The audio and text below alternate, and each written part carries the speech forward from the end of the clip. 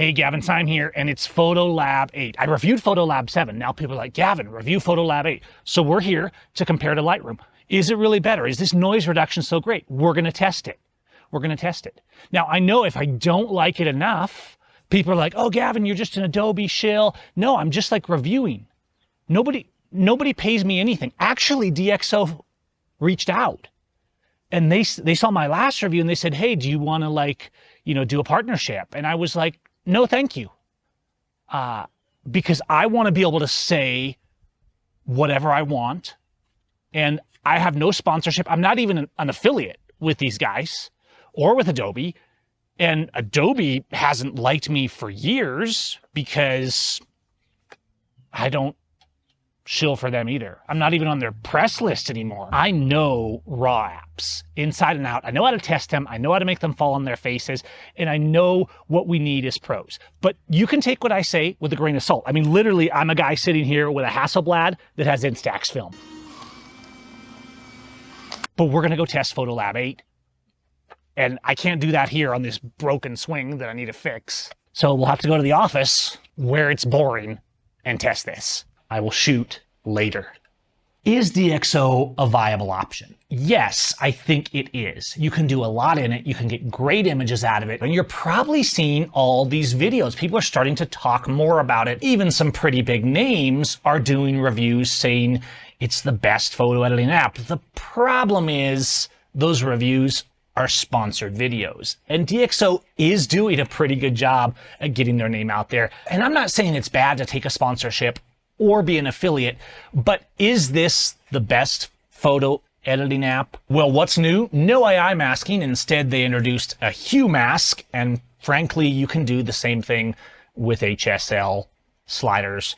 We'll look at that in a minute, actually, as we do today's comparison. There's a revamped tone curve, which is to say it now has a luminance tone curve, not just an RGB tone curve. This is good. Capture One has this. Lightroom does not. Here's the one they really tout, Deep Prime XD2S. Where did they come up with these names? Anyways, they have their new noise reduction tool.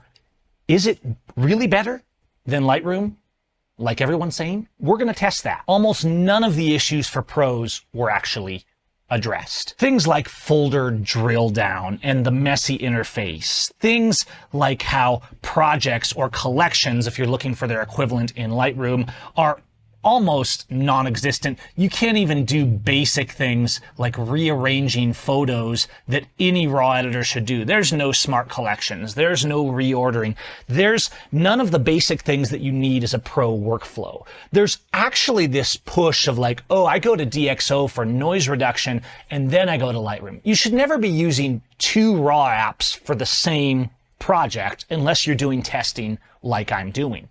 These are direct competitors. DXO PhotoLab is doing a pretty good job, as I talked about in my PhotoLab 7 review. Let's not even get into the fact for a moment that Lightroom is miles ahead of everyone in their AI tools. Although I hear some updates are coming to Capture One, we're going to look at that soon. Hit that like and subscribe button for more. DXO, as I've showed in my last review, has very limited develop options when it comes to these masks. So yes, we have local adjustments, and there's the classic things like a control line graduated filter. There's some auto mask selections. There's even this new hue mask where you can select a hue and it makes a mask around it, and then you can do adjustments to that. While that's cool, it's really not that different than any old HSL slider where you can select those HSLs and then you can control them with luminance and things like that. I find that this is pretty much all you need with hue selections. Admittedly, some people will probably love this. You can do hue selections and you can do more adjustments to that selection than you can do in an HSL slider. The problem is that DXO is still not listening. And this is the test for all these companies as we see them come and go. You see massive companies like Ubisoft that are just collapsing because they didn't listen to their customers. Capture One has the same thing. Their thing was that people didn't want subscriptions, and Capture One had this growing fan base. So what did Capture One do? They essentially made it all subscription. They did the exact opposite of what customers wanted for a quick cash grab now. DXO, however, you can buy a license, no subscription. And this is great, although at $229, you're still going to be paying more than a subscription to Lightroom and Photoshop combined. Now, I get some people just want Adobe out of their lives. So there's Capture One, there's Neo, which I've done a review on, and it's really lacking in image processing. But speaking of image processing in DXO Photo Lab 8, I have found some major problems that DXO absolutely must correct if they want to be taken seriously in the pro market. Very little has changed from DXO 7 to 8. Let's actually look at real world editing, because to show you how much I do actually want DXO to succeed, and I'm not just here to criticize, I think it has a lot of potential. In fact, I'm interested enough in DXO Photo Lab that I've actually started developing my new Power Flow presets that I have for Lightroom and Capture One to be available in DXO as kind of a test to see, because the built-in presets, which also there's no way to remove and no way to hide like in Lightroom, and the built-in presets are, as expected, not worth using in general. That said, I can make presets. We don't have as many tools and nuances and dehazes and all the kind of subtleties that you see in Lightroom and Capture One with our sliders, but I do have a pretty good suite of tools. That said, before I go on, I want to do a simple test, and then we're going to look at noise as well and give a final conclusion today. If I go into Photoshop, and let's take this photo here. It's not a terribly difficult photo. Here's the raw. This is raw, no presets, no nothing, okay? If I lift shadows, you can see that it does a pretty good job of lifting it up. If I do something like the Super Universal HDR from Power Flow, and I turn that up a little bit, you can see I'm getting a pretty good image, and I'm just going to bump the saturation up a little bit on this, and boom, I've gone from here to here in basically 2 clicks. All right, back to DXO Photo Lab 8. Same image.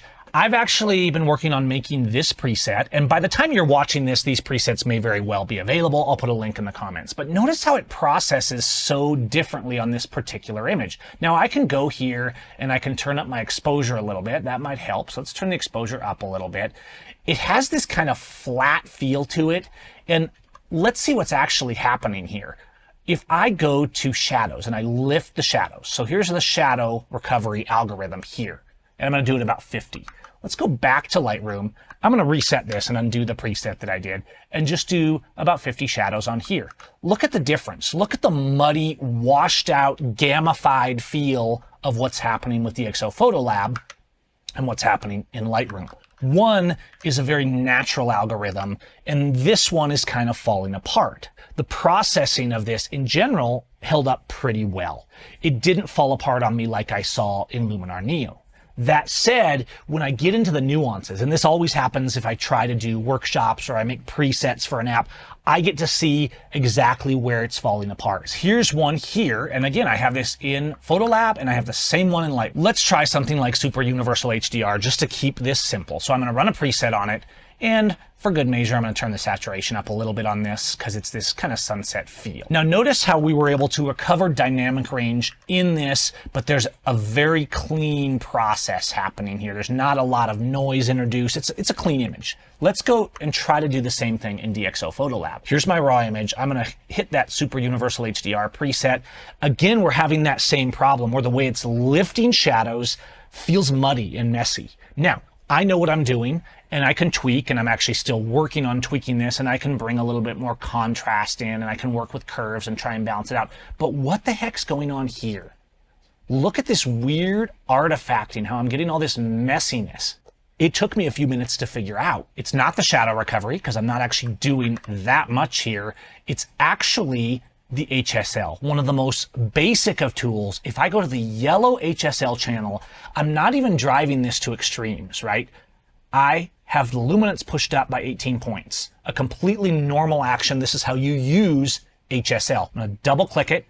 See all that artifacting that just went away here? It doesn't even really make sense, right? I have a fairly wide range selected, so I have my HSL and I've got it feathering off, right? And no matter what I do, it just falls apart. See what happens when I do just the yellow channel on this? Let's go back to Lightroom. Watch what happens. Notice what happens when I increase the yellow. It just lightens the yellow or darkens the yellow. There's no weird artifacting. There's no falling apart. And the same in Capture One. So while DXO, you guys are introducing new tools that might be cool, like the hue masking, we don't even have the basics sorted out like HSL tools. Now you can see if we zoom in, I can kind of control how this feathers off into adjacent colors, much like you do in Capture One. But notice how no matter what I do, uniformity doesn't change anything. It's just a bad process. Now, are things this extreme on every image? No. In fact, I'm going through and I'm making these presets and I'm making them so that they work. And I'm trying to build workflows that are going to improve how I can use DXO Photolab myself and you guys as well. But there's basic stuff lacking. No, not just the interface, not just the organization. No, it's not even the fact that there's no AI masking. Problem is that while all the basics are here, things are falling apart in the nuances. Let's go to the color tool. I don't even have the ability to do split toning, much less a full-on color grading split toning like the new Lightroom CC version or the Capture One version. From what I can tell, you can't even use split toning at all in DXO Photolab unless you buy an extra plugin, which is DXO Film Pack. I don't know why Film Pack has any relation to a basic feature like split toning or color grading. And even if you do have Film Pack, they have this very primitive, limited split toning tool, nothing like the color grading tools that we have in other professional level RAW apps. But remember, you're buying the elite version of this app for over $200 US. This isn't a cheap consumer priced app. I think there's a lot of potential here. And I hope DXO doesn't take my critical feedback that is sometimes a little aghast that something doesn't work or doesn't exist in the app as the fact that I think it's junk. I think this could be real competition for Lightroom, but I think DXO has to take it seriously and they have to start listening, not to affiliates and paid advertisers doing reviews, but to people like myself and to users and people on their forums saying, why can't I do this? I've been able to do this for a decade in other apps. So is DXO's noise reduction really better? Well, it's certainly better than what you can do in Capture One, which is still pretty basic luminance and color noise reduction. It works fine, but it's nothing crazy. Is it better than Lightroom? Okay then, let's test the noise reduction. I'm gonna come in here and we're gonna take some fairly extreme examples and some more normal examples. So this is so dark. This is ISO 3200 taken on an X-T3, and I have to push it up quite a ways, about 2 stops, okay? Now, you can see that by default, Lightroom's default noise reduction is getting rid of a lot of the color noise and stuff like that. But let's come in here to noise reduction and go to Deep Prime XD2S. Not available for this camera body. X-Trans RAW files are currently not supported by Deep Prime XD2S. Deep Prime XD will be applied instead. Well, that's disappointing that we have whole brands that don't work with this, but okay. DXO's noise reduction is still legendary, and we'll compare on some non-Fuji files as well. I understand this image is not processed and it is very noisy, but we can see that it put Deep Prime XD on. What I am going to be doing with this is exporting these to Lightroom because I can't even find a proper side-by-side compare feature within Photolab. And this is, again, another one of those beefs of mine. Like, these are basic features that we need as pros. Let's go to noise reduction in Lightroom. And if I turn normal noise reduction on to 40 or 50%, now this looks actually a lot better. We could do some sharpening. I could add some grain. Something else I can't seem to do in DXO Photolab because there seems to be no grain tools. This might seem counterintuitive in a world that's always obsessing about noise. Way too much, by the way. I have a video here on the channel of why you need to stop reducing noise. Only in extreme cases like this do you need to do any real extreme noise reduction. And that's why I think that DXO is a little missing the mark and putting all the emphasis on their best feature is noise reduction. I don't need heavy noise reduction that often. But let's not forget, in Lightroom, we can also do AI noise reduction. And it'll bring up the Lightroom Enhance tab, and we can come in and do the enhancement and AI noise reduction. I usually run this at about 50 because it's highly effective and I don't want my images turned to digital paste. Let's let this run and take a DXO noise reduced file. And there's actually a button here, I guess, because they know you want to go to Lightroom. So you can go to Lightroom. Let's go ahead then and export this to Lightroom Classic as a 16-bit TIFF. By exporting, we can make sure that all the noise reduction processing has been properly done. Now, here is the DXO rendered file. A lot of noise reduction having been done on this. Notice how we didn't see this in DXO. It didn't actually give us a real preview. Now, we apparently have this new improved loop tool, which is kind of cool in version 8. And you can see that within the loop, I am getting a preview with the noise reduction. That said, just by zooming in 1:1, I am not getting that preview. In Lightroom, we can simply Control select two images, hit the C key, and have a side-by-side comparison, which I will make full screen for you here. Now you can see on the left, we have the Lightroom enhanced, and on the right, the DXO enhanced. And let's ignore the way that they're rendering color a little bit differently. You can see that there is a heavier noise reduction on the DXO and a little bit less on the Lightroom. Is that better though? Because it does allow, I think, a little more sharpness on the Lightroom side. Again, we're pixel peeping. Let's turn Lightroom up to 80%. Noise reduction tests can be a little bit subjective because it's a question of like how pasty do you want it to get versus having grain versus having sharpness. It's a personal preference. Okay, back to compare, DXO on the left and our Lightroom enhanced on the right. And let's zoom in here. Now with that 80%, you can see that we are very, very close. Did Lightroom retain more detail? I would say yes. Look at the shirt, how there's a little bit more sharpness. And they both have at this level a little bit of weirdness, right? I rarely will push noise reduction to this high because it's not actually needed. In fact, I'll run it about 50% and then just put a very light grain over it and it works perfectly. Okay, let's take a Sony file to make sure we get the latest processing. ISO 12,800 on this. You can see it is very noisy. Let's pop it open in Photolab. And again, I am not going to do actually any processing on this other than the noise processing. Let's go straight to D prime XD XD2S, but obviously we're not getting the full preview. Let's look at the loop here and see how it's looking. I'm gonna go ahead and leave it at those default settings and we'll take it over into Lightroom. Okay, in Lightroom, I'm going to do 60 on AID noise. Okay, and here we are with both of them. On the left, we have the Lightroom enhanced and on the right, the DXO. And they both look really good. Again, I do think DXO got a little more noise out at the expense of it being a little softer. Now, this is the latest version of Photolab 8. It's on a Sony file that it's compatible with. Both of them are overly noise reduced to me. They kind of have that pasty look when you get in close. So regardless of which one I liked better, I would come in and apply a little bit of grain. For example, let's go and just do the organic detail mod from PowerFlow. And you can see that it puts back in just a little bit of grain. Now at 1:1, you might say, hey, I don't want that. That's fine. You can do just complete obliterate the noise. So DXO Photolab 8, real world facts versus Lightroom versus Capture One. Is it a better editing app?